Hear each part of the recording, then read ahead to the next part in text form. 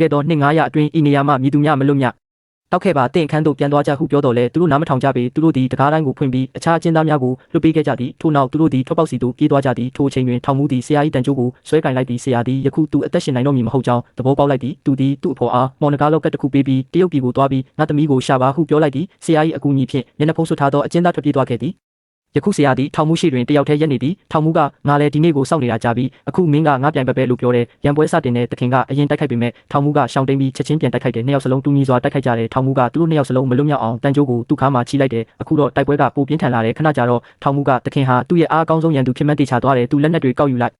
တဲ့တခင်ကလည်းအုတ်ထုတ်တလုံးကိုကောက်ယူဖို့ကြိုးစားတယ်အဲ့ဒီအချိန်မှာပဲထောင်မှုကမတိနဲ့တူရကီဆူလာတန်ပိုင်းလို့ပြောတယ်ပြီးတော့တခင်ကအမှန်တရားကိုဖော်ထုတ်လိုက်တယ်အဲ့ဒီမှာရှိတဲ့အဖိုးတန်ပစ္စည်းတွေအားလုံးကအတူတွေပဲတခင်ကသူ့ကိုမပြောပြရင်သူဘယ်တော့မှအမှန်တရားကိုမသိနိုင်ဘူးအခုတော့နှစ်ယောက်စလုံးလက်နက်မပါပဲတိုက်ခိုက်ကြတယ်ခဏကြာတော့တခင်ကမောပန်းနွမ်းနယ်မှုကြောင့်မြေပြင်ပေါ်လဲကျသွားတယ်ဒီတစ်ခါတော့ထောင်မှုကသူ့ခြေထောက်တွေမှာလည်းတန်ကြိုးတွေချိထားတယ်တစ်ချိန်တည်းမှာပဲသူ့အဖော်က